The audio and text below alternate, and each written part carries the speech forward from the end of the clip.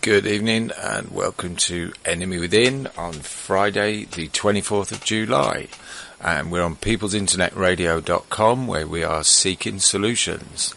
And tonight I was hoping to have a guest on, Andy Mackey, who was on with Kaz the other week, but unfortunately I haven't been able to get hold of Andy, so perhaps he'll call in later in the show. But we've had some incredible developments throughout the day, not least of which is the news from Nottingham from Tom Crawford. I'm hoping to get a live report, expecting someone might call in with some news on that. And in the meantime, one of our fellow co-hosts, Kiler, has got some news for us from the USA. Are you there, Kiler? Yes, I am here. It's amazing. Yeah, a lot of things going on here in the U.S., believe it or not. It's the disaster team has been up and running all morning. We have had military on the streets here preparing for this massive quake. We've had a 4.6. It's arguable, 4.2, 4.6 last week, and we're expecting the major quake, and we're right here on the outer zone of Yellowstone National Park. So we're really getting ready, being on the disaster team, being behind the scenes and listening to the professors at the colleges talk about what's going on from Guatemala all the way up to San Diego, Sacramento, Portland, Seattle, Vancouver, all the way up to Prince Rupert. It's not looking good for us. You know, we had Fukushima. We're right in the middle of Fukushima, right on the outer edge of Fukushima, and now this. Of course, this earthquake has come all the way from Cairo, Egypt, Saudi Arabia, all the way down through Dakar and across the Atlantic Ocean, and has come down through South America, Brazil, and now the tectonic plates are affecting us directly here in the Northwest. So everyone's preparing, and we are unprepared. The coast is nowhere near prepared. We've been down there working with them, and it's just a bunch of old ladies on the disaster team. God bless them. They're trying their best to get ready. The Navy is involved. And, you know, it seems to me that they're really worried because these tectonic plates have stopped moving. So they're not moving over each other and under subduction, abduction at this point. They're just pressing together. Ooh, so that there's tension building there that's got to be released at some point, surely, then. Yeah, and of course, you know, as I said, we've got hundreds of thousands fish on the shore here, dying, flopping around. We've got porpoises and dolphins jumping out of the water, white whales jumping out of the water onto the shore, trying to get away from Fukushima, HARP, and DARPA, and all of their antennae that are out there in the Pacific Ocean here, all the way from the Coal Bay up in the Gulf of Alaska, all the way down to the Aleutian Islands and around. So it's a lot of weird things going on here that conspiracy theorists understand, and the mainstream just simply has no clue why or what or when or where. Well, when you talk about conspiracies and earthquakes, it usually points at the HARP facilities, doesn't it? Yes, in this case, I think that it has a lot to do with that. I'm not specifically going to say that I'm an expert in that area, but I do know that between HARP and DARPA and the Meteorological Association, astrophysics, cosmology, seismologists, and all of those other things that are going on with climatology and weather modification are working together through Jade Helm 2, and chemtrails, definitely working together to enhance or increase our potential for a catastrophic event. Wow, that's it's certainly sounding quite serious. I mean, when was it? 1999. I was actually in an earthquake myself when I was on holiday out in Turkey, and I think it was a 5.2 from memory. Wow. I was in a hotel room at 4 a.m, having been drinking till about 2 o'clock in the morning, sampling the local raki, I was quite the worse for wear when I went to bed. When 4 o'clock in the morning, the wardrobe started moving across the room and the bed was moving, and I got sober pretty damn quick. I'll bet you did. I bet you thought you had drank too much or had something slipped in your drink or something. Well, I think instantly sober was the what came to mind. I was out of the room with 5 litres of water, my stepdaughter and my then wife, and we were downstairs and outside within a couple of minutes. But I did find afterwards that you shouldn't go downstairs in a large building. You're better off staying where you are because you're liable to get crushed in the lobby. So, yeah. Yes, that's correct. That's correct. And then when we went outside, the cobbles, they have like interlocking concrete cobbles to make the streets in Turkey. And it was like they were laid on top of a sea, and the sea had got massive waves in it, and all the adults dropped to the ground, and the kids were running about playing as if nothing had happened. It was, it was amazing. But in Turkey, was that in Turkey? Yeah, it was in Turkey. Were you on the side of Istanbul or Tbilisi? Where were you up there? No, we were at Marmaris, one of the holiday resorts. But that was the year 99. In July, they had a massive earthquake in Izmit, up near Istanbul, and there were 30-odd thousand people killed. So it was the cheapest holiday I ever had in my life. Yeah, you know, what's really sad is that people don't understand. They don't live in Romania, Bulgaria, Istanbul. They don't understand what's going on Syria, Iraq, Baghdad, Tehran, around those areas there in the United States. Greece, you know, our economic situation there in Greece. Americans are so lazy. Americans are so clueless. Americans just go along, sloughing along, just barely getting by mentally and intellectually. And you can talk to them about all of this all the day long, and they won't even hear you. It goes in one ear and out the other. You know, we've never had a real catastrophic event here in the U.S. yet. And I think it's going to take that. Someone in chat said that earlier over at PIR, and I agreed with them. If I would have said that about Ireland, you guys might have canned me, but I agreed with him totally that it's going to take a disaster. It's going to take a disaster to wake people up in the U.S. and make them understand that all of these things are real. They're happening. They're now. They're ever-present danger. But I just don't know. It's going to take a disaster, and that's a shame. It's a shame. Yeah, I've just seen Lee's posted in the chat room. They had a 5.3 in Rhodes, with one of the Greek islands. I did see. I was looking on Russia Today because you get almost real news on there sometimes, and I didn't see anything about what was happening in the US. That was quite surprising. Well, no, you know what? It's not really surprising. There's a lot of misinformation, disinformation going on because of the trade agreement and because of Wall Street. They really don't want this information to get out. They really don't want everyone to know everything. And it's really hard to keep a secret like this, and it's very dangerous to keep a secret like this. But I think they figure, what the hell? You know, what can we do to protect these people? Not very much. Look what happened at Katrina. Look what happened in New Orleans. They're not really concerned about the casualties any more than they are concerned about war casualties, or collateral damage. They're concerned about Wall Street. They're concerned about the global economy.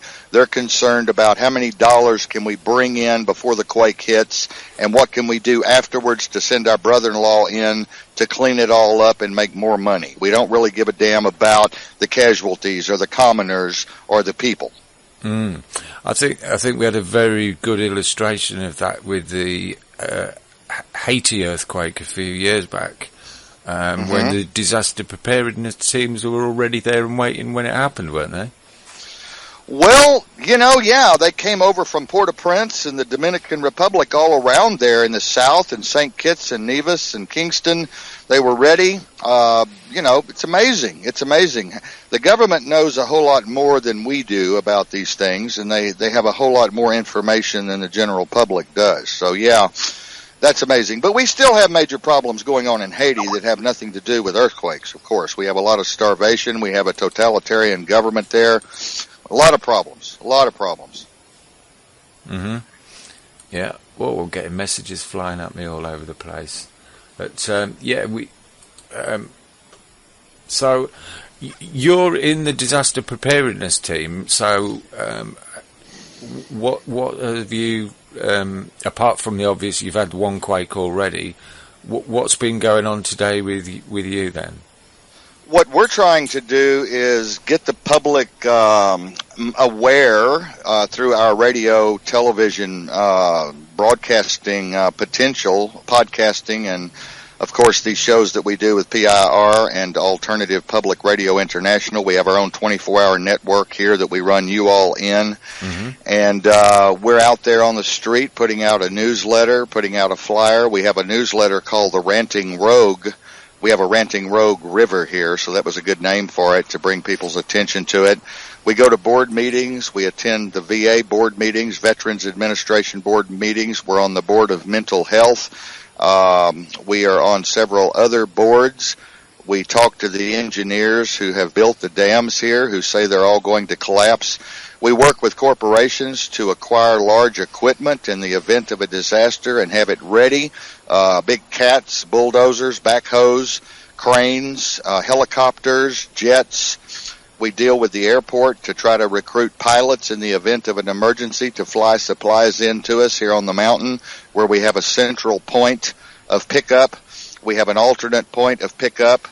We're trying to acquire as much water and as many blankets, flares, first aid kits, IPPV, intermittent positive pressure, ventilation equipment for airway management as we can, oxygen tanks. We're teaching people on our volunteer team how to start IVs or do intravenous therapy, cardiopulmonary resuscitation. We're teaching them to set up triage tents. Mm-hmm. We're teaching them to do management and traffic control and search and rescue. Wow, that's amazing work. And do you think there's going to come a point where there's going to be some sort of evacuation, or is that always left till after the event? No, we're all coming to your city. We're all coming home. Well, funnily enough, I'm actually in Boston in the UK, where the Mayflower originally sailed from. Yeah. I always say there's going to be an exodus. It's going to be straight to Ireland. I mean, look, that's right across the North Atlantic there. I mean, look, bang, bang, bang. Portugal's going to get it, and Portugal and Madrid, and right on up the coast there, London, and boy, Ireland. It's going to be an exodus. We've got so many things that could go wrong here in the United States. We're not talking about it enough on air. We really do need to talk about it more. There's so many things that could go wrong here in the United States where there would be a complete exodus your way.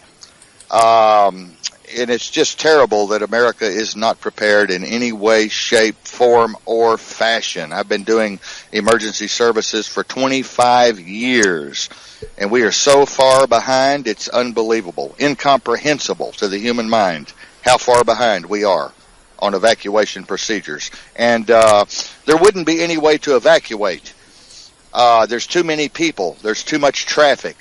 There's too many people that are unprepared. There would be no evacuation. It would be like capturing flies in a jar and just killing them. Yeah, whoa. That's quite an analogy there. Well, it's the truth. It's the truth. I mean, people are not ready. They don't want to think about this. They don't want to talk about this. They don't want to believe that something like this could happen. It's human nature. Well, it's human nature. It's not the right kind of human nature. As we say in the Buddhist, as the Buddhists say, we should always think about death and concentrate on death first, and then we will have a deep understanding of life. Once we've comprehended death, once we've grasped the fact that we are all finite, and once we've totally understood that, then we can talk about life. Mm-hmm. Yes, yeah. It's certainly a big one. I mean, does this seem to you like this is the big one that you've been waiting for so long in the States? Possibly so. Possibly so. I'm a little bit of an alarmist. I believe that there could be a bigger one. But, you know, they're expecting 100-foot wave tsunami with this one.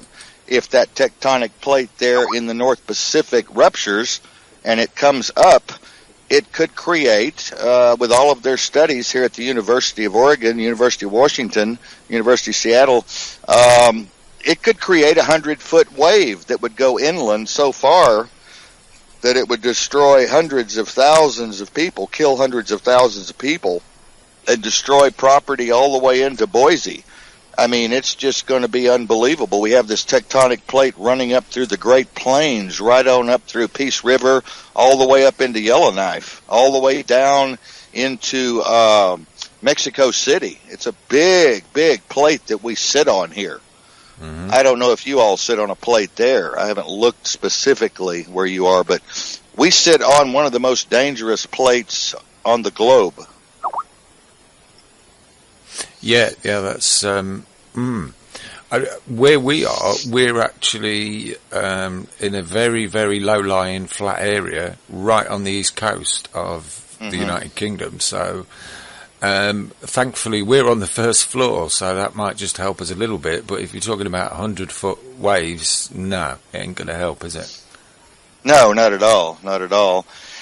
But, you know, on a good note, we are building the station. We are working together. We are educating as many people as we possibly can. And I want to apologize for any of my responsibilities this morning that I failed to deliver on because I was with the disaster team and we were delivering and unloading supplies and equipment for what could come here. So I would like to say I'm sorry for any shows I missed or any responsibilities I did not take care of. I would like to be forgiven for that. We have been in the midst of really getting ready for this if it does come. So that said. Well, I'm sure people will make allowances when they hear what's actually been happening there. Yeah. And, of course, we're having this drought in California, which is not helping things any. We're having this major drought in California, Los Angeles, San Diego, all the way down, Las Vegas, running through there, the Columbia River. They're having water wars here, big water wars, and the big corporations and the ones who are doing the GMO thing with Big Agra, they're getting all the water. The ones who have taken government subsidies and federal subsidies are getting all the water. The ones that have agreed to grow GMOs, genetically modified food and organisms, and the small farmers have been left out. They have been told they can't get water. They're going to have to find their own way to get water. Some of them are being fined. Some of them are being jailed. There's been murders. There's been violence, riots, and everything else that's not being reported there in that area. So we need to all keep those folks in our thoughts with this water war going on down there in the southeast. I've been hearing that the California is pretty soon going to be uninhabitable if they carry on like this. Well, that's what we're hearing, and it's not far-fetched. It's not far-fetched at all. There's so many corporations that have moved in that are taking over. The small farmer, the small grower is being run out, run away, jailed, fined, tortured, tasered, having to go to court to fight for their land. Big Agra is taking over the land, forcing our farmers off the lands there. And if this continues, it's a Agenda 21 thing. It's a global syndicate thing. They want to take over all of the land. They don't want anyone to be independent here. They're trying to quash independence here in this area, all the way from Kingsway up to all the way down to Portland, Los Angeles, Mexico City, They want to stop independence. They do not want the individual farmer to exist. They do not want the individual grower to exist. They want it all to be federal land, federally controlled. Mm-hmm. Yeah, and we see people growing food in their own gardens being persecuted now, aren't they? Yes, we've had that happen here all up and down the East Coast. We've had that happen all the way up and down from Salt Lake City to Fort Worth, Dallas, San Diego, Seattle, Vancouver. It's there again, the police taking over people's property. Homeowners associations taking over people's property, wanting to tell you what to do, when to do it, and how to do it. And if you don't, you are looking at a fine or you're looking at a jail sentence. They even threatened to take a few people's kids away from them that were letting weeds grow in their garden. We just worked 2 cases here where people didn't want to mow their lawn. They wanted the wild weeds to grow and the milkweeds so the monarch butterfly could exist. And they took them to court and finally lost that battle, took them to court again, and just finally took their kids away from them. Wow. It's, yeah. I mean, hearing so much of this right across the globe, it's just, excuse my French, but it's shit or bust time, isn't it? It really is. It really is. And the people do need to stand up, but in my opinion, they're not going to. It's too big. We've come too far. We've come past the point of no return. And the people are not made for this. They're not bred for this. They're not bred for war. They're not bred for revolution, as they are in Ireland. I think your people there in Ireland and England, I think, are more bred for revolution, even though the monarchy there is pretty strong and everybody looks at it and it's all entertainment. There's no real democracy there. It's more of a totalitarian rule under the radar to me. And here it's more totalitarian rule in the United States. It's all under the radar. They let people play. They let people feel like they're free. They let people feel like they have liberty. They let people feel like that they can do things on their own and make choices, but it's not really true. You can only make choices here within the scope of what the government tells you to do, what the local municipality orders you to do, what the state commands you to do. That's not freedom. That's not liberty.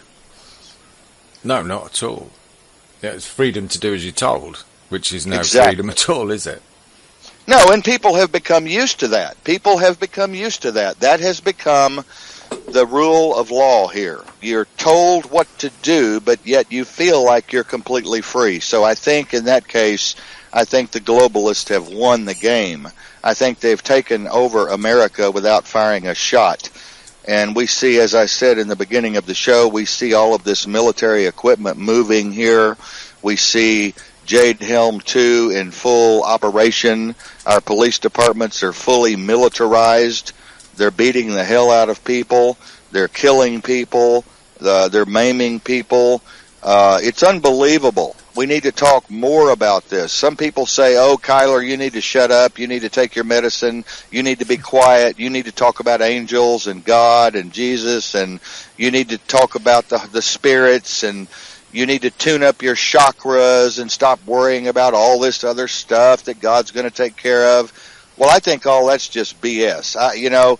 If I sit around and wait for God to take care of all this stuff, I'm going to feel like a complete idiot, because it's happening under our nose and people are being abused. Children are being abused. Hundreds of thousands of children are being taken away from their parents. I think anybody's a complete idiot that says we need to pray or we need to sit around and have a chant and wait for God to come and rescue us. I don't think that's even logical. It's not even reasonable. It's not even being an adult. No, it's kind of abdicating your responsibility a bit, isn't it?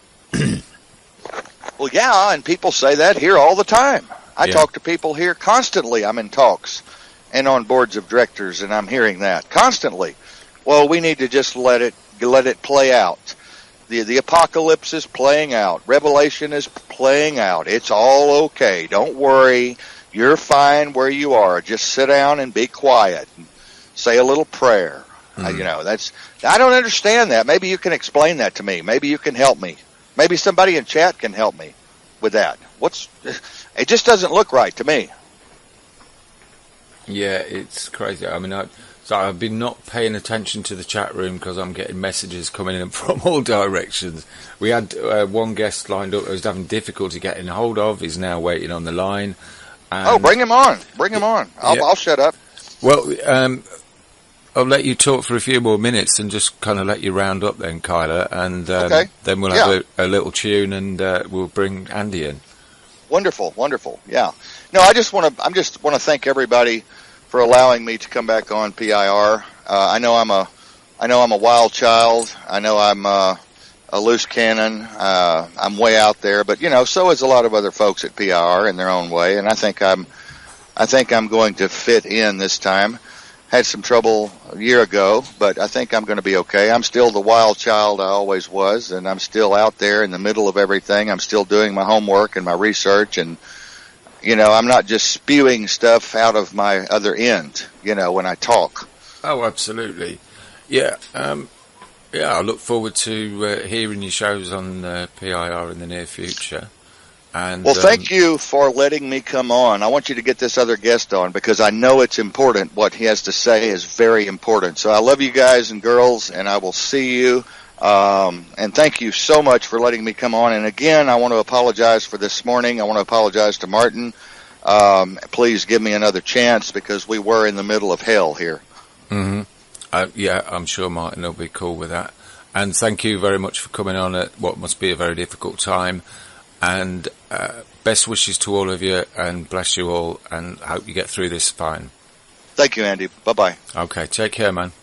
Good evening, and welcome back to Enemy Within on peoplesinternetradio.com, where we are seeking solutions.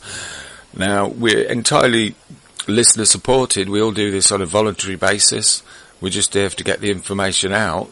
So if any of you listening have got a few pounds to spare, if you could perhaps get over to peoplesinternetradio.com and have a click on the donate button and drop a few pound in there, that would all help to keep us all going with internet and keep the lights on and keep the station going. So thank you very much. And thank you very much to Kiler for coming on and giving us an update from the situation in the US at the minute. And we've got more breaking news tonight because we've got an old friend of Enemy Within, Mickey Summers, and he's been a busy bee today. Hi, Mickey. Hi there. Yeah, we've been very busy. Following on from the thing where we was denied our public inquiry in Nottingham, we decided we was going to take it to the Krupp Nottingham Police, especially the Krupp Chief Constable Chris Hare. We had a rally on the Victoria Embankment in Nottingham, and there was only about 35 to 40 of us, but we marched along the embankment, walked onto Trent Bridge and stopped the traffic dead as we slowly strolled across the bridge onto West Bridgeford Police Station. I was meant to meet DC Angela Daly from Operation Daybreak. She was meant to take a document from me that clearly identifies that the City Council and the County Council have deleted records in the last 2 years. Those records would be of the call logs that I made in 2003. DC Angela Daly has been meant to take this document for months now. A lot of listeners will be aware that a few weeks ago my house got targeted with a plant pot through the window. Well, there's only a handful of my friends know exactly where I live. The only other people were the council, and I believe rightly so that it's connected with the City Council of Nottingham. But it's not going to deter me. I don't frighten easy. And we took it to the police station in West Bridgeford, where Operation Daybreak do all their interviews. Now, after the traffic mayhem that we caused, they locked the police station. Good. That's what cowards we're dealing with. And when we requested that this DC Angela Daly comes to collect a mobile phone that's got threatening messages on, and to collect this document, she wasn't available. They're not available for the simple reason they don't want to take the evidence. They don't want to take the evidence because they're in collusion with the City Council and the County Council in protecting paedophiles. But it's been a really good day as well because on another front, most people are aware of Tom Crawford and the fact that they stole his house with no court documents by bailiffs and the corrupt police. Well, today the house has been occupied. There's 4 protesters on the roof, including Mark Salon and 3 others. A massive police presence with armed police with tasers. All they're out to do is try and intimidate. Well, we've demanded that they bring the documents that they claim the house was possessed with. They haven't got the documents. They're in collusion with the corrupt banks, the corrupt bailiffs, and people have had enough. You know, anyone who's listening that can get to Nottingham tonight, I implore you, please get your ass down to Fern Chase in Carlton, Nottingham, and join the people and support those that are up on the roof, fighting for not only for justice for people in Nottingham, but also the corrupt system that's stealing people's houses. Yeah, that's great. Anyone can get there, please do, because bodies and boots on the ground are what we need. Same as with Andy, who's coming on in a little while after you've had a little bit of a chat with us, Mickey. Boots on the ground are what we need. People need to stand up, because it's all very well saying, well, they didn't do this and they didn't do that, and yeah, I'm all right, but you're not going to be for very long, are you? They're coming after all of us. Well, in the end, that's what it's about. You know, I mean, I was quite ignorant whilst living out in New York. I was aware of the ongoing cover-up with the historic child abuse, mostly pertaining to my case, but I just thought I was one of a minority. I'm one of a majority, and when I came into the investigation in 2013, there were 32 survivors involved in the police investigation. That number now tops 200, and it's growing daily. And what they've done in Nottingham, they split Operation Daybreak into another operation. That's another corrupt practice of the police and the 2 councils to minimise the numbers in this. We estimate that when the Goddard inquiry starts, there's going to be well in excess of 500 kids that were molested, abused and raped by council staff, including a former director of social services who is my alleged rapist. The city council denied that he existed in the beginning. Now they say they have no records of him. And the county council, who he went on to work with after the city, claim they will not comment on the freedom of information request by neither admitting nor denying that he worked there. Yet the crime commissioner, Paddy Tipping, identifies him as being the boss, the regional director, from his time in the early 70s until he left in the early 80s. Would a crime commissioner lie? I don't think so. Yeah, I mean, at the end of the day, Paddy Tipping, I haven't got a lot of time for the man, but I'll give him some form of credit here, because he's been quoted, and we caught him on video, saying that the force, meaning Nottinghamshire Police, and the 2 councils, meaning the City Council and the County Council, had agreed to a public inquiry. A whistleblower within the council phoned me and told me they're going to start what they call a case review. Now, a case review will look at the fact that they failed, and then look at the current safeguarding. Everything else gets swept under the carpet, another whitewash, just like we've had for the last 6 decades. Well, we're going to fight on. And what we did today, bringing traffic to a standstill and taking protests to the police, is not going to be a one-off. It's going to be a regular occurrence. So, Chris Eyre, or any of your paedophile protectors that are listening tonight, we're coming, and we're coming regular. We're not going to stop. This is time now for us to up the ante and out the police as being corrupt, stealing people's houses, stealing people's lives, and at the end of the day, they're the police force that are under investigation via the Independent Police Complaints Commission over my case from 2003, where both statements I made identifying abuse have mysteriously disappeared just like my childcare records and records of other kids too. You know, I'm not alone in this, and you know, this is just the tip of the iceberg. If people think Rotherham was something, well, Rotherham might have been big, but it wasn't council employees, social workers, school teachers, headmasters. Oh, it appears we've lost the sound there, Mickey, briefly. You name it. We're getting some wonderful messages from the chat room, and the most popular one is "I love Mickey." I've got one from Skype from a certain little Fraggle friend of ours. He says, "Tell the fat I love him," and tell Mark Salon to get throwing some slates like Strange Ways. Yeah, bring it on. Yeah. Yeah, and we've got one from Strider saying that my research into Paddy didn't produce what I might term good results. So we've got some amazing people helping us out with information here, and obviously you're one of them, and there's quite a crew on board, and it's all great. Well, at the end of the day, when we talk about Paddy tipping, I mean, I don't want to slate the man, because we're actually going to go and meet him, because he appears that he wants to stand with us, and he wants to stand against the councils that are blocking this. The councils are blocking this because they don't want millions of pounds worth of compensation going out. Right?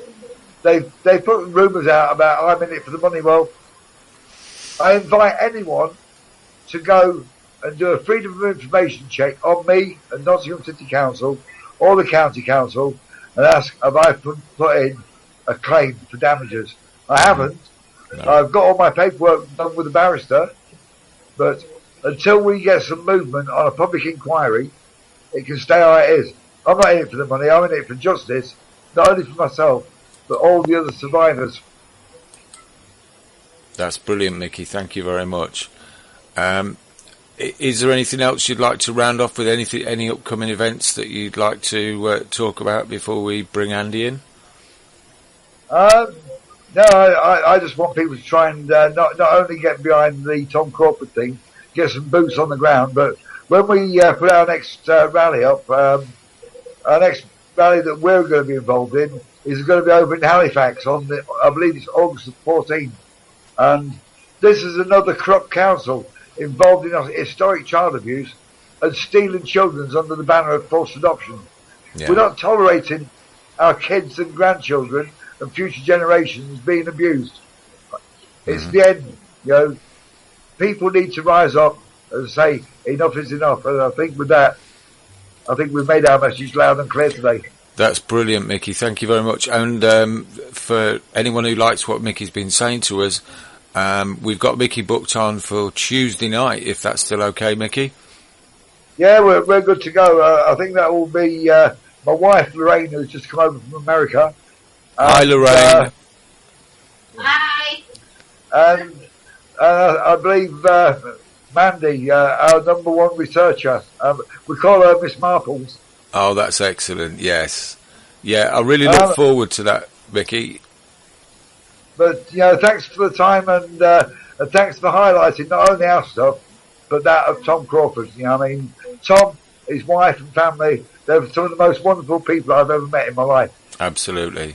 Yeah, we're doing all we can to bring people up to speed on what's going on in Nottingham, and obviously we're going to have a full 2 hours to do that on Tuesday. So until then, you take care, enjoy the time with your wife, Mickey, have a great weekend, and we'll catch up with you on Tuesday. All right, you take care. Lots of love to all the listeners too. Thank you, Mickey. Ta-ra for now. Bye-bye. Good evening. Welcome back to Enemy Within on peoplesinternetradio.com. You're listening to www.peoplesinternetradio.com. Seeking solutions.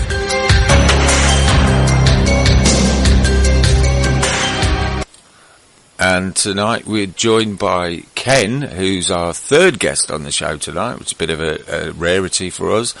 And he's going to bring us up to speed with what's happening in Sunnybrow, I believe, in County Durham. Hi, Ken. Yeah, that's right. Hiya, you alright?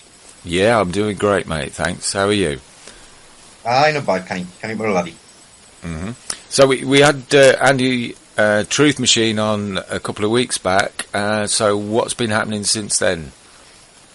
Well, what's been happening is we've been basically getting the appeal ready to go into court, and we've made a couple of significant fines which is going to help the case a lot, really. And but we've also had some trouble with the council and with the police as well. So the police have been around a few times, and the council have been around a few times as well. Mm-hmm. And what kind of things are you getting? Is it intimidation you're getting from the police and the council? Yeah, it's the security guards are inside the house at the minute, where Glynis's house, and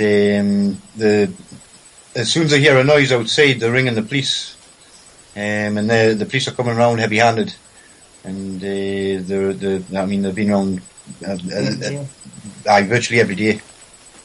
Yeah. And the police have informed children's services that there's children living there, which is not true at all.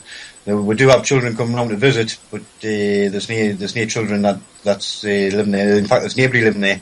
What we're doing is securing the land for Glynis. Yeah, so intimidation, lies, dirty tricks, that's what we're hearing right across the board, isn't it? That's all they can do, and I'm sure what they're trying to do is they're trying to get Glynis has got the garden at the back, at the front of the house, which is a complete separate property to the house, and they're trying to get her moved off there by any means whatsoever. In fact, we had the police at next door to our daughter's house yesterday, questioning the lady there and asking about who's coming into our daughter's house, and what times are they coming in, and how many people's going in, and what they're doing, and it's all harassment. Yeah. So what we could really do with, as Mickey said earlier on, they want people boots on the ground in Nottingham. I presume you're in a similar position. The more people you get there, the stronger your position is going to become, isn't it? Yes, the house is up for auction again on Wednesday. This come Wednesday, and we really like as many people as possible to get down to offer support and to help out. Yeah. So, can you just give out the details of how people can find you? Yeah, it's 2 to 3 Bridge Street, Sunnybrow, Crook, Durham, TL150NA. That's brilliant. And people can also look on YouTube at The Truth Machine, Sunnybrow Evictions. Mm-hmm. Yeah, Andy's quite extensively documented what's going on there on his YouTube channel. He's made a good job of it. And I would urge anyone who goes to look there to not just grab one video and have a look at it, to try and have a look through, because there's a progression. It shows you what's going on right through the case, doesn't it? Yeah, it does. It's it's shocking. And when people watch what's happened to Glynis and her family, I mean, they've harassed her other daughter Susan. She's been arrested and assaulted by police, and now it looks like they're going to start harassing our other daughter Nicola. Really? Dear. So Susan, the one who was arrested, is she the one that I saw that was dragged out of the house, half dressed and handcuffed? Yeah, that's the one there. She still hasn't recovered properly yet. She's still suffering with her hand and her ankle from when she fell out the police car. When on the door, and she fell out the police car. So really, so they're not really exercising their duty of care, are they? Well, do you know what? I've lost all confidence in the police. I don't think they have a duty of care anymore. They're just standing up for all these corporations, and they definitely need to be brought to book. Yeah. Well, at the end of the day, we're paying their wages. They're there to defend the public, and they're not doing that. They're working for the corporations, aren't they? And it's about time we all put a stop to that. There was an incident yesterday where some guys turned up at Glynis's house to take some rubbish away from the back garden, and they stole coal bins. There was 3 coal bins there. They're worth about £200 each. they put them in the back of the van, and they took them. We rang 999. The police came out, and they didn't want anything to do with it. We tried to report a crime, and they weren't interested. Now, at the same time, I was on about the Nicola, Glynis's daughter, the next door neighbour. They came down to her house to question her about some ornaments in her garden. Uh-huh. And they were taking photographs and everything of all the ornaments in the garden, but they were asking questions about Nicola, who lives next door. And I mean, we went out and says, now look at what you're doing. I mean, you're willing to go for the little ones, but when the big ones are causing all the problems and what have you, you're not willing to do anything. So that's all they're there for. They're only there to protect the corporations. Yeah, absolutely. And I don't know, I got the impression from watching what was happening at Tom Crawfords that we're in a time where the tide is changing. The numbers of people that are on board with this and starting to stand up and make a difference, I think we're really at a momentous time now. Well, I hope so. I mean, that's what we really need. We need as many people to come on board. I think what most of it is fear. Now, a lot of people have fear inside of them, and they're not prepared to come out and help because of that. Mm-hmm. Well, I mean, once they do come out and once they do see, they'll lose the fear straight away. So, yeah, well, there's an old saying that action conquers fear. So stand up, do something about it, and the fear goes away, doesn't it? Well, no, it certainly does. And at the end of the day, we're only standing up for what's right. And if we don't stand up for what's right, we're only going to get what's wrong. Aye, and we've had enough. We're not going to put up with it anymore. Yeah, we're going to stop them by hook or crook. They're not taking any more. We're taking it back. I've just had a comment there from Unique Lee in chat, and he said, just when you think you're winning, the dragon whips its tail. This is very dodgy time frame we're in. Well, yeah, it's up to us to make it go one way or the other, isn't it? Well, and what it needs is more people. It needs as many people as possible to come down and make a stand and stop these police and these corporations getting away with murder, really. Mm-hmm. Yeah. So, is there anything more you can tell us about what's been happening day to day, or what you've got in the pipeline? Well, like I say, we're working on an appeal. It's come together. It's come together nicely, and all the points that we've got are quite relevant. We've found some excellent case law, which virtually mirrors Glynis's case, and we'll be using that when we go to the appeal, and hopefully that's gonna sway it in our direction. It depends on the courts, but as we know, the courts are quite biased towards these corporations as well. Mm-hmm. Oh yeah, I mean we've seen it. I think Tom Crawford's case has got as high a profile as any we've seen recently, and we've seen quite clearly there that the police just sealed off one area of town, whilst the alleged bailiffs went in, stole the house, and they were not there to keep the peace as they said they were. They were actually pushing the people who were there to back Tom and Sue. They were pushing them around. I mean, we saw a young woman slammed against the side of a police van by these big bully police officers. I mean, it beggars belief, and when people see that footage and it doesn't stir something in them, that worries me. And it worries me too. I've been witness myself to situations with Glynis's house, and I've talked to the police, and the police have just turned around and said we're not interested. When they were smashing Glynis's furniture up out the back, the bailiffs. and we call the police, and they're not bothered. They just turn their backs, and we're not bothered. We're not interested. It's a civil matter. Yet when the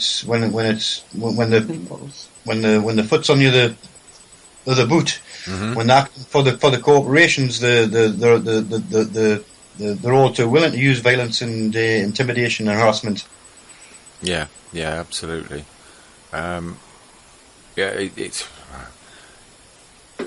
It amazes me that it's got this far.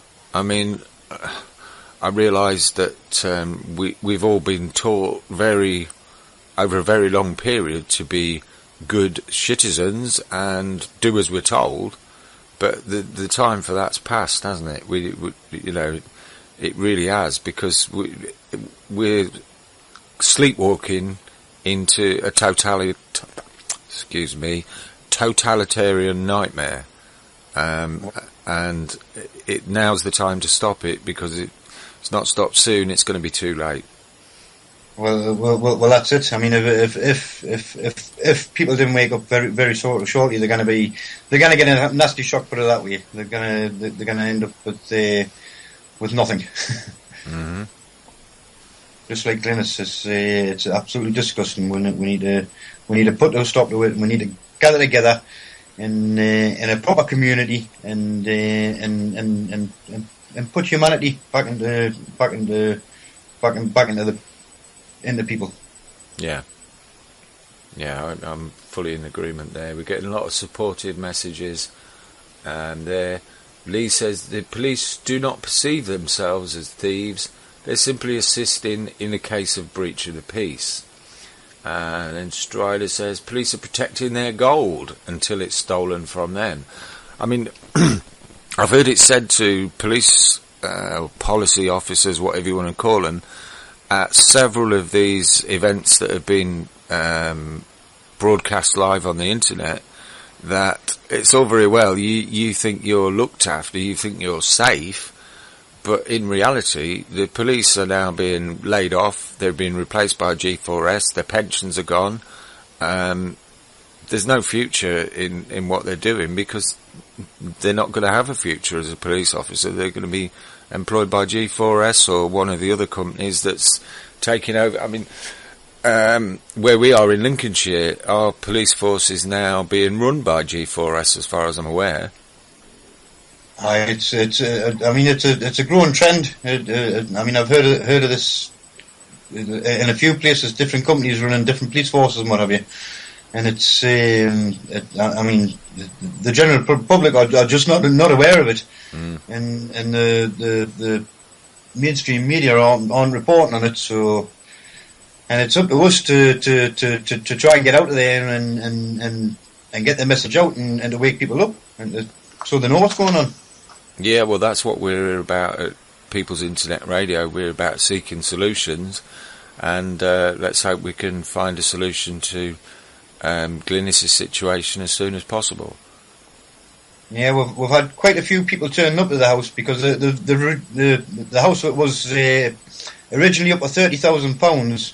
The mortgage company have reduced the price to £10,000 to try and get rid of it, because they know themselves that they've done wrong, and they just want rid of the problem that they've created for themselves. And we've had loads and loads of people come round to look at the house, and every time because we're going out and we're talking to these people and we're discussing what's happened, and they're shocked and they're devastated when they find out what's happening to Glynis and her family. So, from what I remember from what Andy told me last time, this is actually two houses that are knocked into one, isn't it? That's correct, yes. And they're both a sort of reasonable market value, would be somewhere in the region of 80 grand a piece, and they're selling them for 10 grand for the pair. That's right, that's correct, yep. Yeah, I mean, that to me just shows how frightened they are. They're on the back foot, they know we're coming for them, and they're acting in a desperate way. I'm not moving out the garden, I'm staying there. I'm fighting as far as I can. Yeah. I won't let them get us off. We've got it well defended in any case, so we're not going to let them take it. No. That's fabulous. That's what I'd like to hear. So I'm just thinking perhaps we could have a little tune here, and we'll have a wee break, and we'll come back in a few minutes and get a bit more from you. Okay, yeah. See you in about... Good evening and welcome back to Enemy Within, where we're speaking to Ken and Glynis live from Sunnybrow in County Durham, where they're defending a house that's been stolen. So, welcome back, Glynis. How do? So, what more can you tell the listeners about what's been going on at your house? Basically, people say what's happened, and all I can say is we're surviving. Yeah. We survive from morning to night and see if we get through there without being dragged off. Mm-hmm. We survive the night shift without somebody dragging us off as well. We've got security in my house that's harassing us every day. They bring the police to my door. They bring the council to my door. They threaten us with social services. I've lost my grandson. He can't come down. I used to have him 24/7. He's a special little boy. I've lost him through all this. Basically, we're surviving. We're surviving our nerves. Yeah. We listen for anybody coming in to take us. This week we had security come through my front of my door, and as Ken has explained, the land outside's mine, so they have no right. This man come out, this burly man, bit like bit of a bodybuilder looking guy, come through, charged into my garden, smashed my pots. I thought, what the heck? I said, what are you doing in my garden? And all he said was, a job. The other man was taping him and he went back in, and I thought, I was so frightened, because they could have just come and dragged me off there. So luckily I had the guys that's here that's looking, keeping an eye on me, watching me back. Well, this is why we need more people, more boots on the ground, just in case they do try anything. Well, that's right, because everybody's still got their everyday life to contend with, and like you said, Andy's got a few problems. That's why he's not able to join us tonight. Okay. And these things happen day to day life. It does need to be taken care of while these things are going on, as difficult as that may be. So the more backup we can get you, the better it's going to be for you, isn't it? We take the pressure off Andy and Ken. Mm-hmm. They've been brilliant, absolutely brilliant. They've watched my back. Yeah, real heroes in my book. It's very tiring for them. I'm aware of that, because we're just women at the end of the day. I've just got 4 daughters, and 2 of them are constantly at my side, constantly. Well, you said they're just women. I don't think there's any such thing as just women. No. I mean, a strong woman will put the fear of God into any man. And I can tell by talking to you that you are indeed a very strong woman to cope with what you've been going through and to be still fighting. I think you're doing a brilliant job, and I really hope you can carry it on and see it through to a successful conclusion. I'm sure you will. Oh, I'm not moving. I'm staying. I'll fight anybody that comes to my door. They're not going to knock me back. Definitely not. I won't let them. It's too much at risk. I mean, if I get somebody in my position that can win this case for themselves, and somebody gets something out of it, that's all I want. Yeah. I would not let them knock me down. No, I know how. Well, and I'll be stopping myself until the very end. We're going to win this. No matter what, we're going to win this. Yeah. We've had some knockbacks, but we're still here. We won't give up ever. Good. I'm in for the winter by the looks. Well, did we have a summer? Well, it was cold. It's been cold nights, freezing, but we went up to beat the bailiffs meet up at Bolton a couple of weeks ago, and it was actually 3 fine days and a thunderstorm. So I guess that was probably the English summer, wasn't it? Well, I started out in April, just on a bench in the garden, and I've gradually progressed under tarpaulin, and I've had little bits of heat. I've progressed to somebody who donated me a caravan, so I'm in my castle at the moment, and I'm getting a little bit of sleep and a little bit of rest through that, so it's no problem. Well, that's I fabulous. just have to do it. Fabulous to hear that people are rallying round, and I hope you get many more that come on board, and hopefully we're getting the word out, and that's going to happen for you. Yeah, we could do with a few donations of food packs or out like that. Anything to help with, is because I mean it is tough.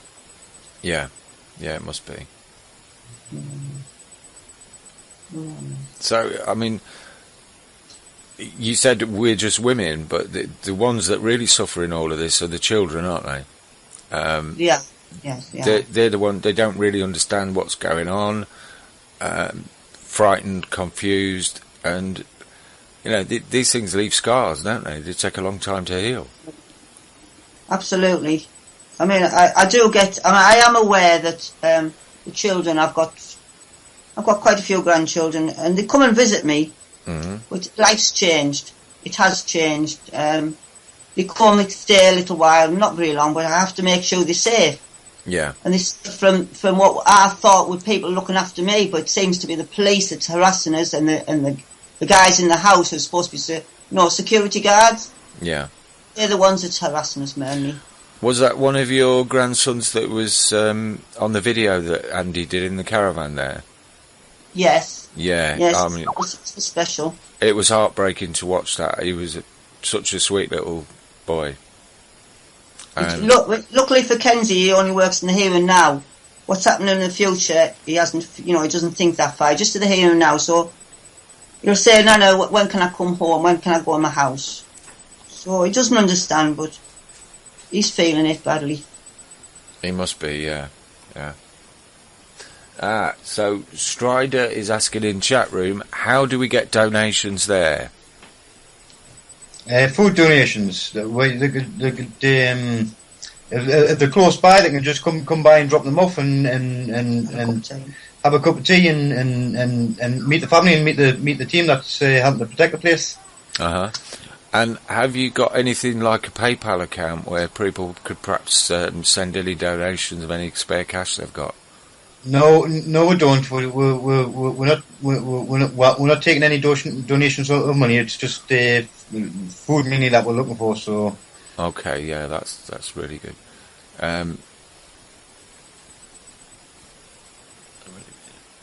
Sorry, I was just trying to keep up with the chat room there. It's going at 1,000 miles an hour.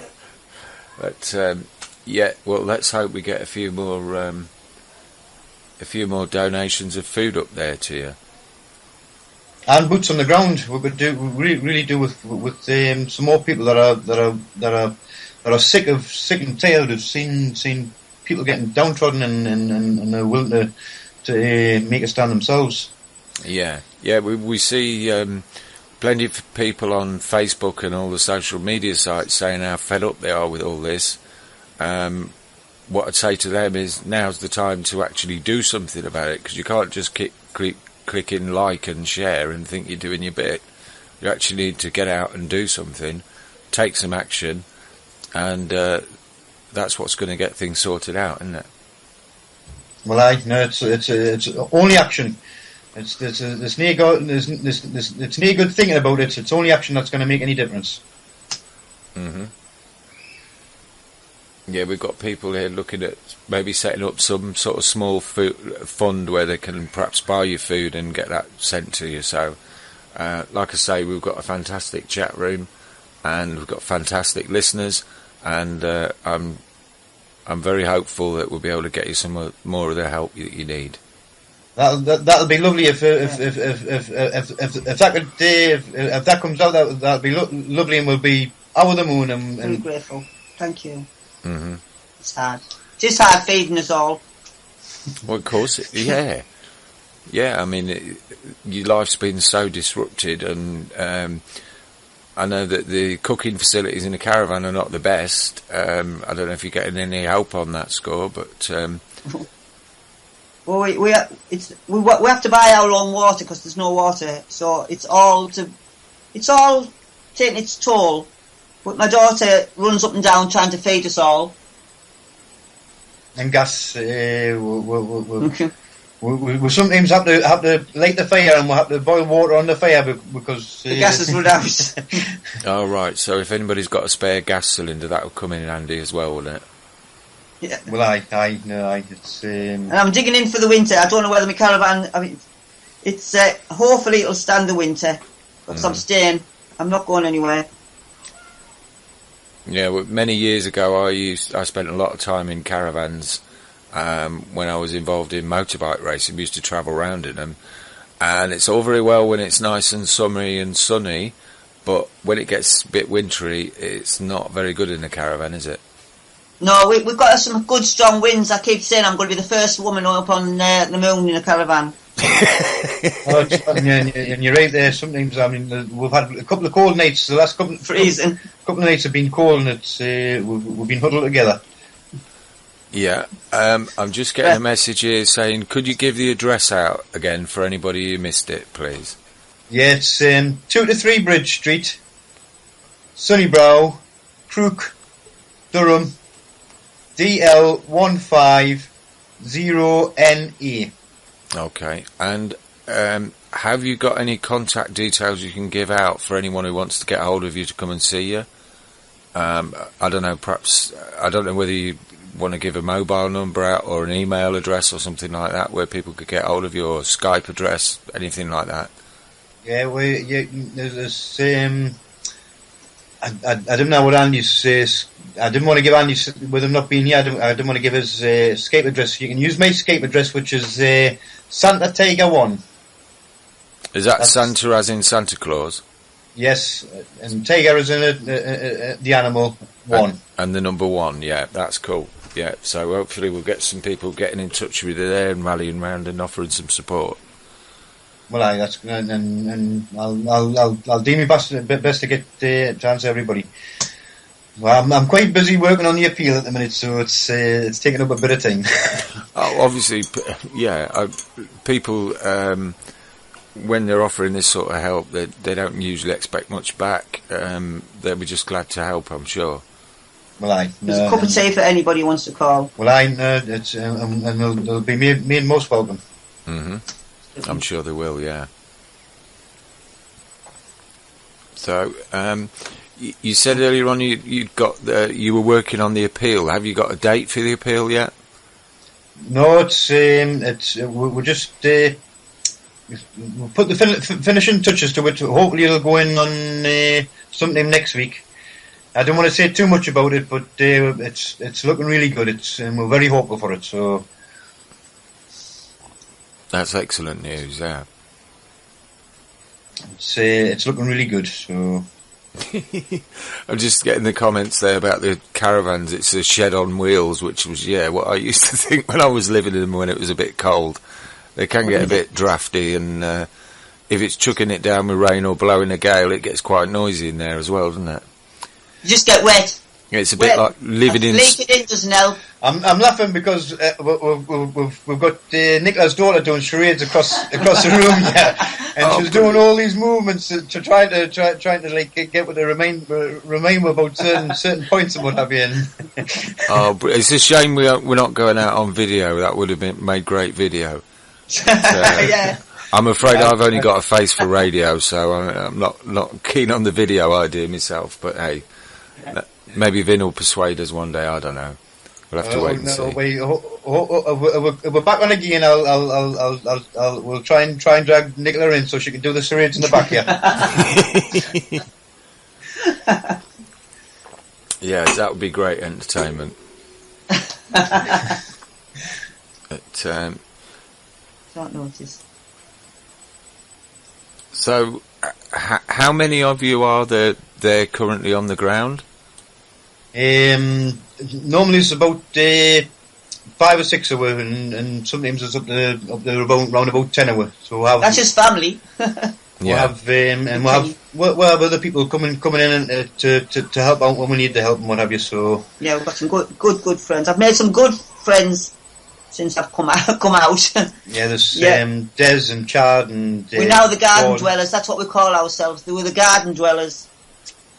Yeah, that's brilliant. If you'd like to give you mentioned Des and Chaz there, if you'd like to give people a shout out on the radio and say thank you, that'd be great. Thanks they have been brilliant. To Des, Chaz, Chad, Gordon, Anne, Nanaran, and Andy, obviously, and what do you call the other lady? Linda.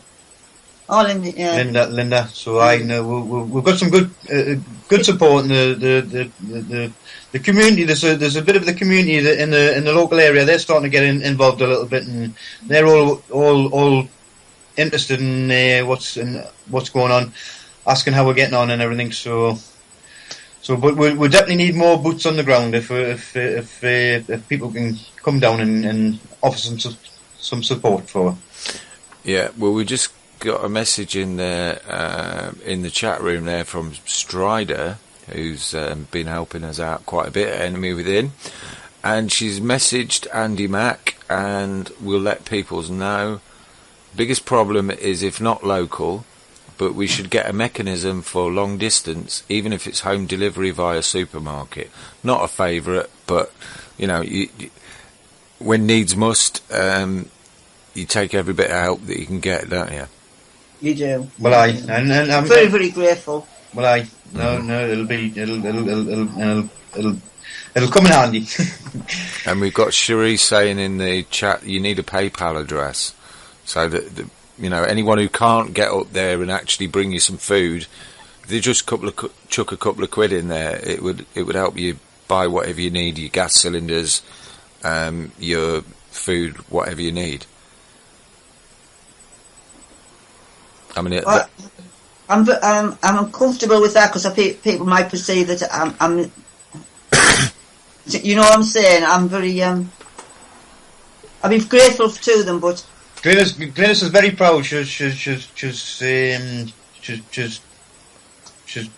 I'll do without. She's saying that she'll deal without and what have you, but I mean, she really does need as much help as she can get, in my opinion. Like, so I understand that, and I get completely where you're coming from with the pride, Glynis. But I think we've got some people that really would like to help, but unfortunately they're too far away to be able to drop you a few parcels of food around. So if we can put something together where we can get that means by which people can contribute whatever way they can, then it's not like we've got anybody's arm up their back. It's people who want to help, and I'm sure I am very grateful for that. Yeah, it makes me feel uncomfortable still.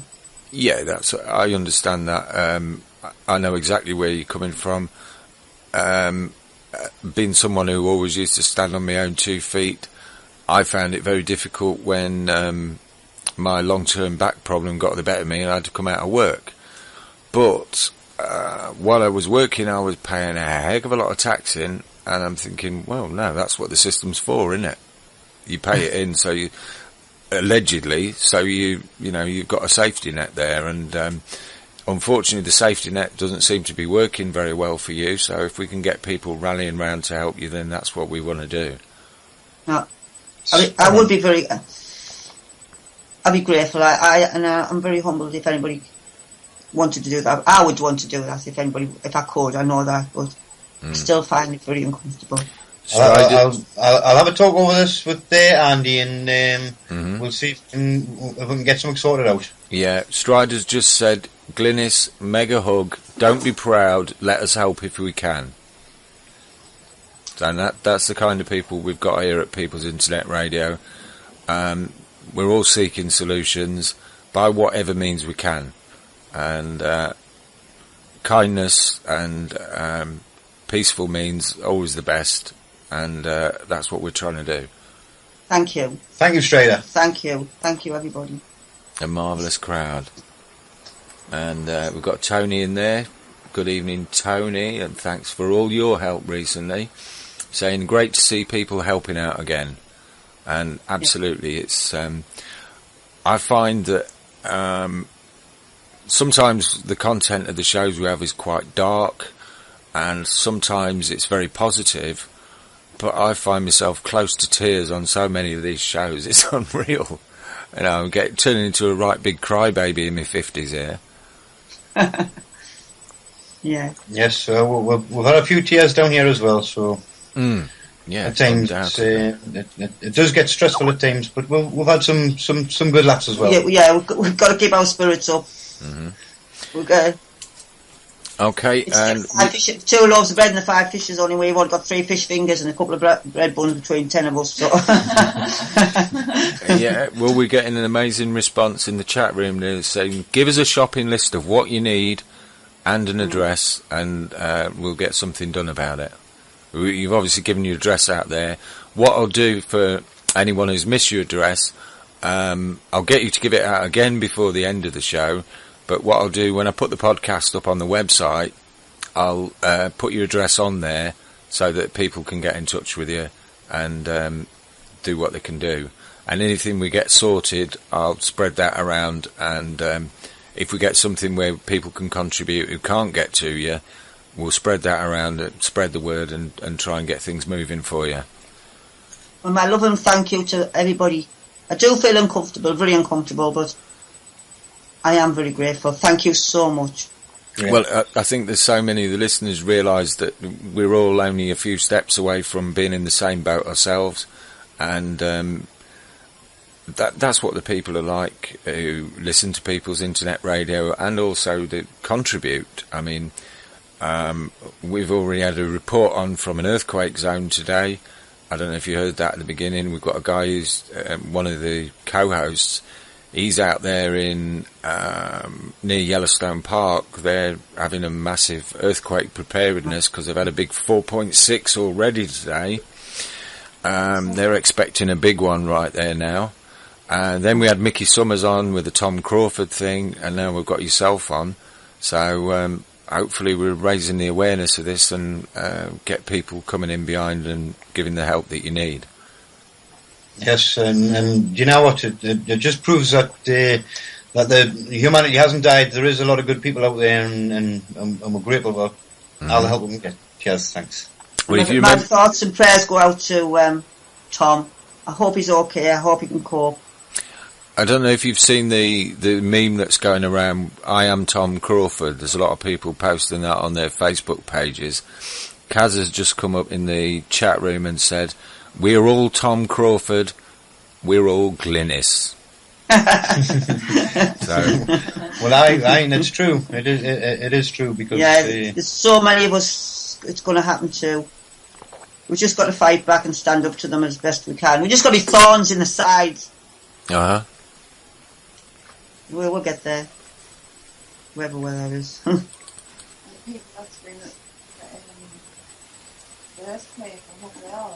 Yeah.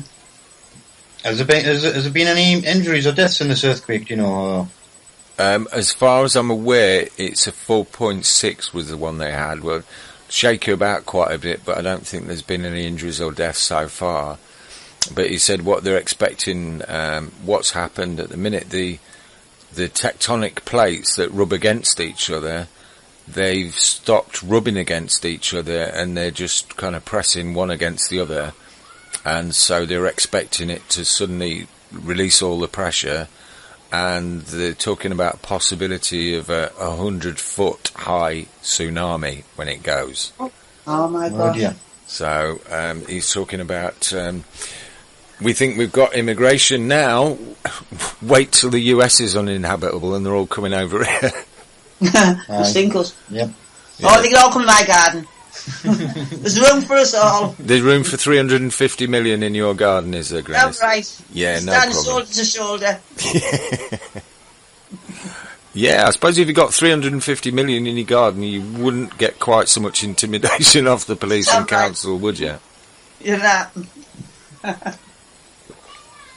Oh, my prayers goes out to everybody. It really does. Mm-hmm. There's always somebody worse off than me. I've just got a message from Sherry. I believe she's over in the States as well. She said, it's what's coming, it's what's freaking everyone out. Exactly. Oh, God. Aye, no, that's... Oh, my God. There's all sorts happening in the world at the minute. Horrible. It's a frightening time at the moment. A very frightening time for everybody. Yeah, well, it's... Excuse me. I mean, people think, all these things just happen. But when you start looking and digging, things don't just happen. They happen because they're designed to happen. It's part of the plan. It's all prearranged. We were talking earlier about the HARP and the chemtrails and DARPA and, you know, it does appear that they are able to manufacture earthquakes now and thunderstorms and typhoons and whatever the heck you want besides that. That's a frightening thing, isn't it? It's a frightening, terrifying thing that life has no meaning to anybody no more. Which is cheap. Yes, aye. Shocking. Yeah. Lee just put a picture up there of an old guy with a beard and a sailor's hat on it. Said, "There be a shitstorm a brewing." Yeah. Yeah. We're all ready though. That's right. Yeah. Sad time. Sad time. Well, this is why we need everybody to come together. Yeah. Yeah. Yeah. Put a stop to something. Mm-hmm. There must be enough of us, surely.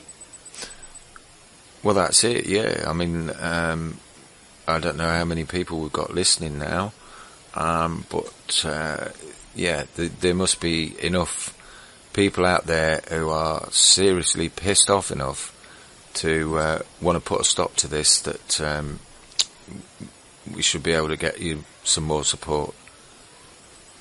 Well, I've worked out it should only take about a $250,000 to take over the country. That's how we need 250,000 people, and we can take over the country. Yeah. Well, it's the same old story. These people who are supposedly in power, the ones who are actually public servants by rights, there ain't many of them, and there's a shed load of us.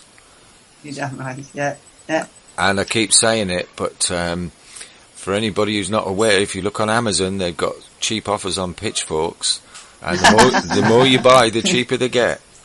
Yeah. Any means.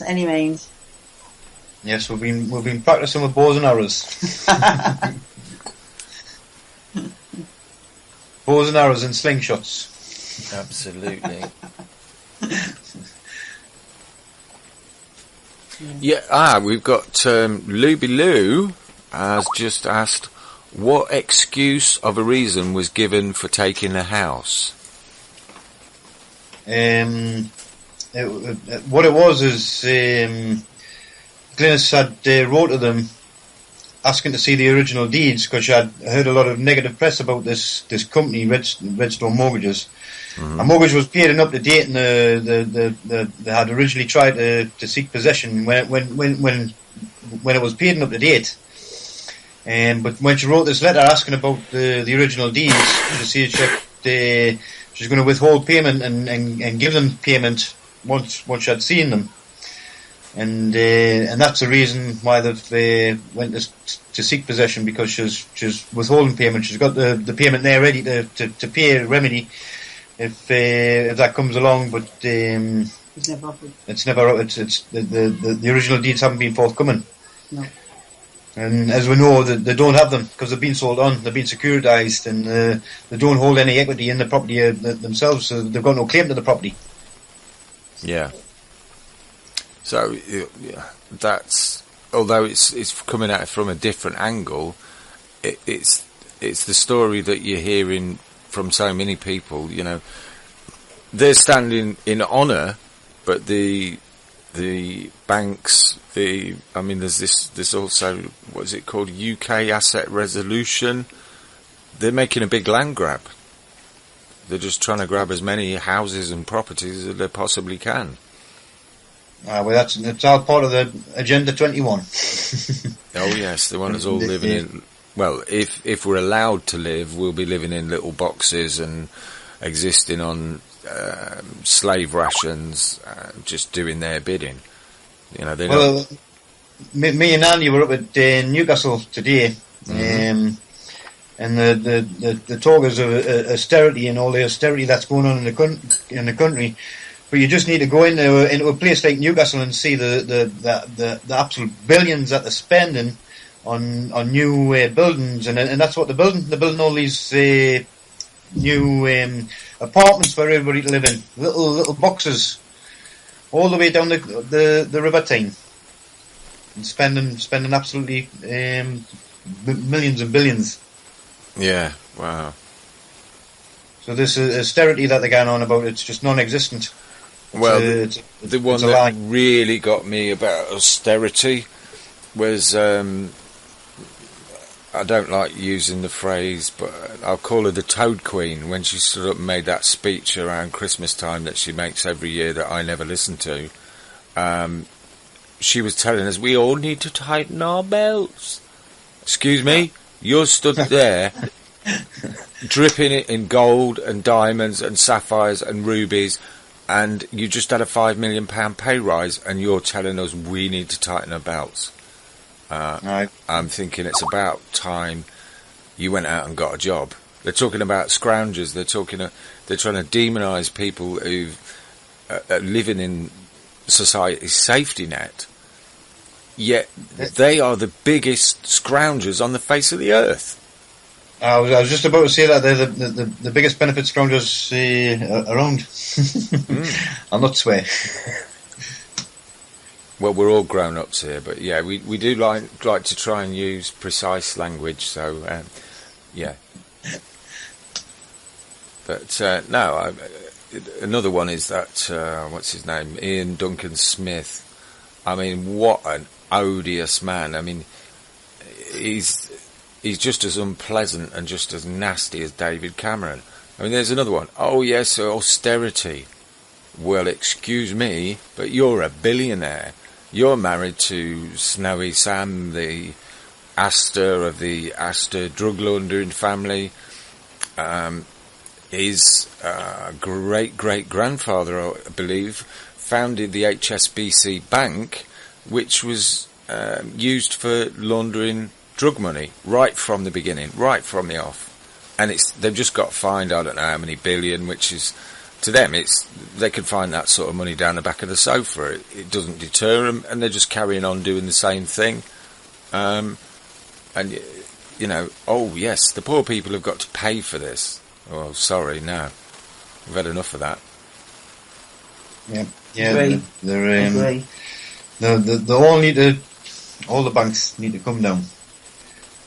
Mm-hmm. Well, the banking system in itself, it could be run in a fair and equitable way that could benefit all of us, but unfortunately it's now been run in such a way, and has been for such a very long time, that it only benefits those, I mean, people call them the elites.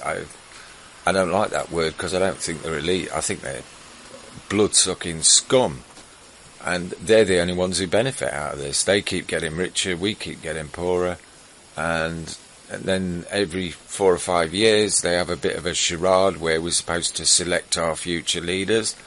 Sorry, I think South Park, I don't know if you've seen the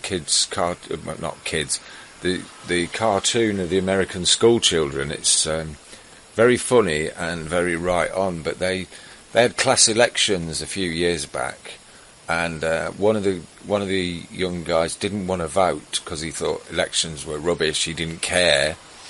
The choice for class president, it was either a giant douche or a turd sandwich, and I think that pretty much says it all about elections, doesn't it?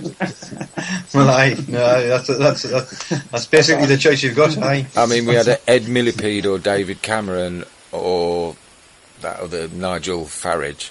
I mean, what a joke. Look at the States. They've got Bush or Clinton. Again. Sorry. No. Oh, no, they've got a third option now. They've got Donald Trump. Well, yeah. I wouldn't trust him. If he told me what time it was, I'd look at him and watch. I really would. And it's the same with all these politicians. They're bought and paid for. They're in the pockets of the banks. They haven't got any power. They're just puppets, putting forward the policies that they're told to. I agree. Yep, definitely. Yeah. I'm loath to get into politics. to politics, Stay out, Ken. Well, I try not to think about it too much because it gets. I tend to get onto one. And we've got a comment there from Azra. Yes, her castles and Westminster need a hasty renovation to get rid of the forensic evidence of child abuse, torture, and possibly murder. Now, I don't know if you've seen that they're spending, I don't know, untold millions renovating the Houses of Parliament and Buckingham Palace. But as Bill Maloney pointed out in his interview with Lou Collins the other week, hopefully we're getting Lou on soon. She's agreed to come on. We just need to fix up a date with her. He said, from the reports of what's happened in Parliament, it's a crime scene. So they go in there and start ripping it apart. They're destroying evidence. And to be honest, I mean, they spend millions on rolling programmes. They're always doing work. They're always replacing something or repairing something.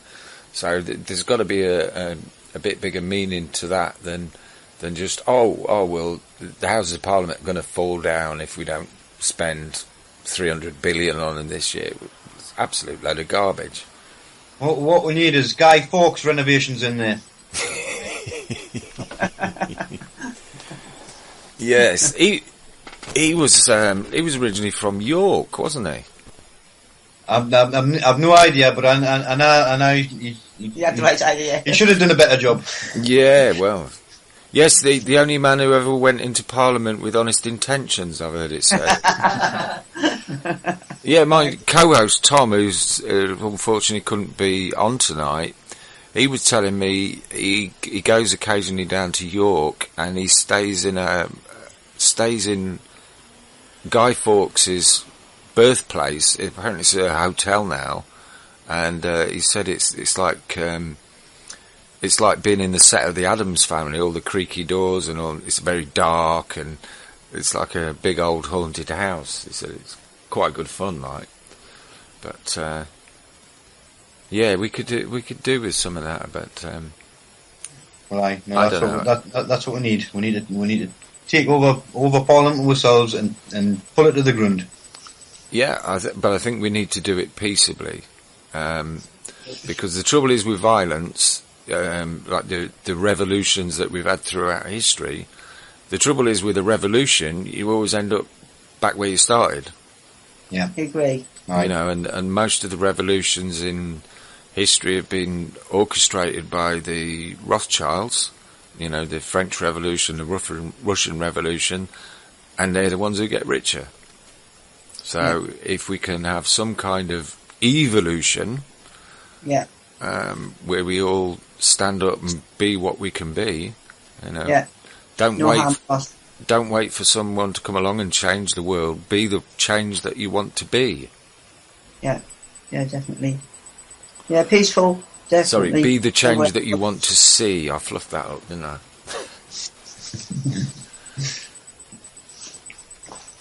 But it's been absolutely fantastic of you to come on and talk to us tonight at what must be a very, very difficult time.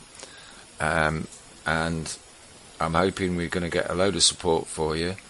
And we've got a new idea there from Nick. Viva the convolution. I'm not sure what a convolution is, but I'm sure Nick can put us straight on that. And from there we've got a comment from Lee. Suddenly the world will look a bit more frightening to them. Should people disbelieve in their paper? Oh, sorry, my mouse has gone all over the place. Disbelieve in their paper. Where has it gone? Paper, God, idol, faith system. I can see them now, cowering under their desk as a minion says in a croaky voice, "What do you mean people don't believe in my money anymore?" as they clutch it like a childhood blankie. Well, certainly. Yeah, we definitely need a new system of money. It's the new system. Yeah, we need to stop creating it as debt to benefit the Rothschild family and start creating money with equity, as far as I'm aware. Yeah. I've heard whispers of a lot of things coming in the pipeline, but nothing absolutely definite as yet. But I'm hearing some quite positive things. We're ready for it, though, aren't we? We're all ready for something that's the sooner the better. Workable for everybody. Oh, absolutely, yeah. And I'd just like to say we're coming into the last 15 minutes now, and we've got Martin Farrell on after us, and Let's Talk, and he'll be on from 9 to 11. And Martin's always a good listen. He plays some good tunes on there, and he's always got some very interesting guests on, and usually learn a lot from there. So that'll be one to look forward to, folks. And I do hope that you'll be able to come on in the near future with us and give us some good news. I hope so too. I really, really am grateful for your time. No, not at all. That's what we're here for. We're here to get the word out and to help people like yourself who are being dumped on from a great height. And anything we can do to help, we're always willing to do. I'll try and keep in touch with you best I can. I'll put the information that you've given us up on the website, so that anyone who goes and downloads the podcast or looks at the website will be able to get that information, and they'll be able to help out as much as possible. Can I just say that as well as people offering support, come to Sunnybrow, the house is up for auction, and on Wednesday, if anybody's down London area, if they can come down there and offer support to get with to stop the sale of the house, and that's it's Bernard Marcus who's selling the property. I'm not sure of the address. I think it's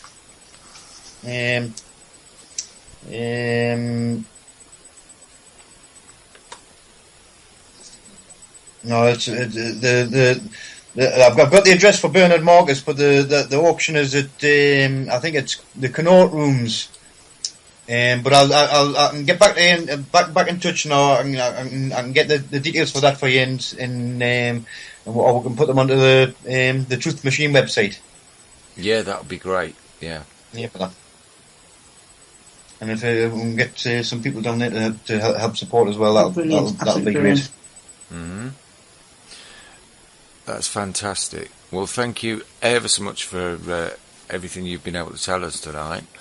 And what I'll do now, I'll just give a few links out and for what we're doing. And I'd like to say thank you very much and best wishes for the future. And I hope you get all the help that you need.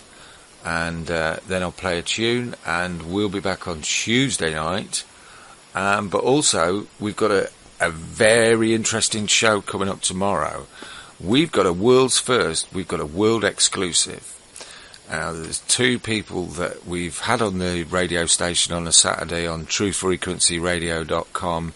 We've had them on before, but they've never, ever spoken together. Now, two very special people. One is the guy we had on a while back called Frank Willis. Now, Frank is a long-term student of Chi, and he actually holds the world record for chopping concrete blocks with his bare hands. If you haven't seen that, check out his YouTube videos. And he's also a former mercenary, and he was actually, while he was doing his mercenary work, he was a bodyguard for Pablo Escobar, if you've heard of him, and they happened to share a love of Deep Purple, so they got on quite well. And speaking with him, we've also got the man who sees the future. Provable predictions. There's a couple of videos up on YouTube of interviews that Steve's done before. A man called Steve Johnson, and he's going to be talking about how he's going to change the world, because he's going to prove to people that he sees the future, because he's got a book coming out in the next few weeks. and he's got 11 years of time-stamped emails, and it's all very well to say, oh yeah, that sounds a bit crazy. See, in the future, not possible. You know, people like Nostradamus have come out with all this stuff, but when you look into Nostradamus's predictions, they don't really stack up. You know, you've got to change a word here, that change a word there, and it's so vague. It's about as accurate as Russell Grant's astrology predictions. But we've got the two of them speaking together tomorrow. So I think it's going to be an absolute bundle of fun, and that's 2 to 4 p.m. on truthfrequencyradio.com. And then we're back on Tuesday, and Mickey Summers, who joined us for a few minutes there in the middle, he'll be back with us, and he's got his wife Lorraine, who's just flown over today or yesterday from New York to spend some time with him. And last time she was on, she said, whatever you do, don't piss off a Sicilian woman. So she's a feisty one. And we've got Mandy, aka Miss Marple, who'll be joining them. And hopefully we'll have one or two guests be able to give us a few more details and bit more inside information on Tom Crawfords' case. And things are coming to a close, so I'll just say, if you'd like to check out our website, we're at enemywithinradio.com. We're on Facebook at enemy_within. My name's Andy Young. My co-host is Tom Barnes, Thomas Barnes on Facebook, and is at Enemy Within Talk on Twitter. And we've also got a little donate button on the site where you can either get yourself a gift SIM card and have a contract-free phone, or if you've got a few quid to spare, you chuck it in there. That would be all very gratefully received and help us keep things going. So, what are we looking at tonight? I've got a track lined up there, but it's gone missing. Right. There we go. So, I'll play out with this one, and good evening, folks. Stay tuned for Martin Farrell, and we'll catch you on